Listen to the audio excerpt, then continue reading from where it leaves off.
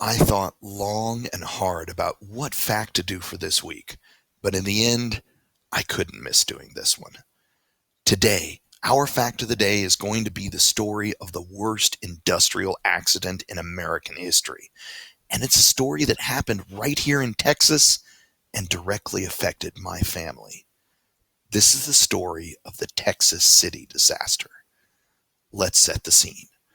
World War II had just ended, but the Cold War was in full swing.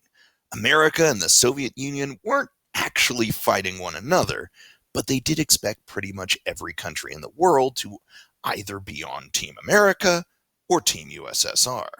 Here's a map to give you a sense of which places were on which team.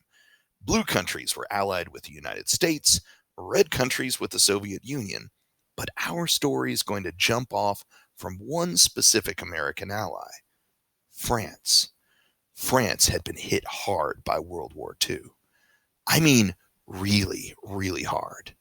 On the plus side, since France was on Team USA in the Cold War, we sent them lots and lots of aid to help them get back on their feet. For example, this is a picture of a cargo ship called the SS Grand Camp, which was an American ship originally that we straight up gave to France. But, giving someone an empty ship is kind of like giving someone an electronic toy without giving them the batteries, too. So we weren't giving them an empty ship. We were filling it up with something they really needed to get their economy back on its feet and help them feed their people. The Grand Camp was packed full of ammonium nitrate, one of the most effective fertilizers for helping crops grow. It's still widely used around the world. But there's one catch. It's just a little bit extremely explosive. This is a picture of ammonium nitrate that the U.S. Army seized from people just a couple of years ago who were planning on using it to build bombs. The Army explosive experts got rid of that little pile by, well, blowing it up. Let's see how big an explosion that little pile can make. See the little white thing? Oh, nice. So, how much ammonium nitrate were we giving France? Well, this is a ton. 1 ton is equal to 2,000 pounds.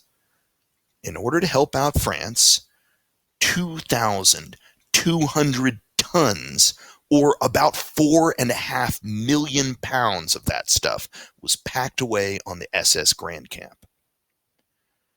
In the wee hours of the morning, the Grand Camp was moored a few hundred yards off the Texas City harbor. My dad was born in Texas City, and it's a pretty quiet, sleepy little town. We'll never know just what started the fire. Perhaps a carelessly tossed cigarette. But while it was still dark, sailors on the ship realized that the temperature on the ship was rising steadily, and a few people on the shore noticed that a strange orange glow was emanating from the ship. As it got light, people could see that the heat had started to warp the ship's metal sides, and yellow smoke was seeping out. The sea around the ship seemed to be starting to boil like a pot of water on the stove. A huge crowd gathered on the shore, feeling quite safe since they were several football fields away. At 9 a.m., the captain of the ship gave orders to flood the cargo hold with steam, which was an effective firefighting measure in most cases, since steam would rob the fire of the oxygen that fire needs to burn. Unfortunately, do you remember how I made sure to show you the chemical formula for ammonium nitrate? Do you see those little white spheres in the atomic models? Each of those white spheres represents an oxygen atom. Every fire needs oxygen. But once it starts burning, ammonium nitrate makes its own oxygen, and the only thing the steam did was add more heat and more pressure. Texas City's fire department had been summoned, of course, and they had a fireboat which was heading out to fight the fire. But they ran out of time. 9:12 a.m. The cargo explodes. This is a picture of the ship's anchor. I'm going to let you look at that for a minute. The blast from the explosion was so powerful that two airplanes flying nearby had their wings sheared off by the force of the blast. In the city of Galveston, 10 miles away, half of the windows in the city were shattered. 150 miles away, people outside in parts of the state of Louisiana felt the explosion. In the city of Denver, about 1,000 miles away, a machine designed to detect earthquakes picked it up. The anchor you're looking at weighed 4,000 pounds, and the explosion sent it flying more than a mile and a half, creating a crater where it landed. You can see the anchor today. They built a memorial park at the spot it landed, and I've seen the anchor in person when I took my kids to play at that park. The explosion sent tens of millions of pounds of steel and flaming debris into the air. Debris which would then rain down on an unsuspecting city. I mentioned that Texas City had a fire department, and the fire department had 28 members.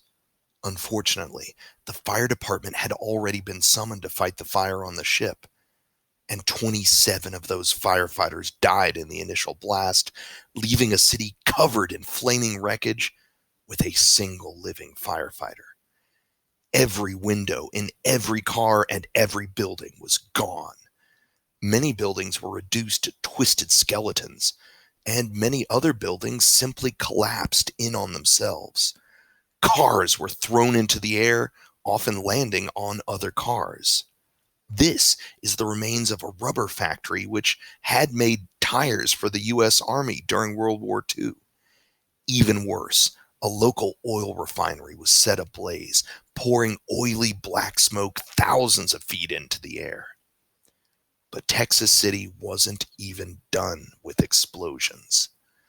Another nearby ship, called the High Flyer, was also carrying ammonium nitrate to be sent to France, and despite heroic actions of the crew in trying to fight the fire that falling debris had started on their ship, about 15 hours after the first explosion, the High Flyer exploded as well, sending more destruction down upon the city. At least 581 people died in this tragedy, including 63 people who were never identified. But, as one of the worst tragedies in our state's history, it also showed the greatness we're capable of. Help poured in from everywhere. The single surviving firefighter quickly found himself assisted by hundreds of firefighters who drove in from just about every city within a 100-mile radius. One firefighter even came all the way from Los Angeles. Financial donations came in from near and far to help everyone who had been affected. Even one of the most famous gangsters in Texas history, Sam Macheo, organized a fundraiser with singing superstar Frank Sinatra to support those who had been hurt. People studied and examined what had happened and made changes in the way we ship things, handle cargo, and respond to disasters so that things like this would be less likely to happen in the future and we'd be able to respond to them even better. Companies who had had their facilities destroyed kept paying their workers, using them to help rebuild things even better than they had been before. And this is what the city looks like today. My grandmother was close enough to have been rocked by the explosion, and she was one of the people to work in Texas City while it rebuilt itself. After she married my grandfather, the two of them continued to live in Texas City for years, with both my dad and my uncle being born there. It's not the most important city in the world. If you're driving from Houston to Galveston, it's just a small blip on your map, and you'll probably pass by without noticing. But it's a place from which I trace my family's roots. And as we're all living through a very different kind of disaster, I think it has some good lessons to teach us about all of us doing our part, being ready and willing to help those in need, and learning from the experiences we're all living through right now to make sure that those who come after us live in an even better, safer world. If one of the leaders of Texas's criminal underworld could learn that lesson, I figure all of us can too. That's your fact of the day for today. Please stay safe and stay healthy.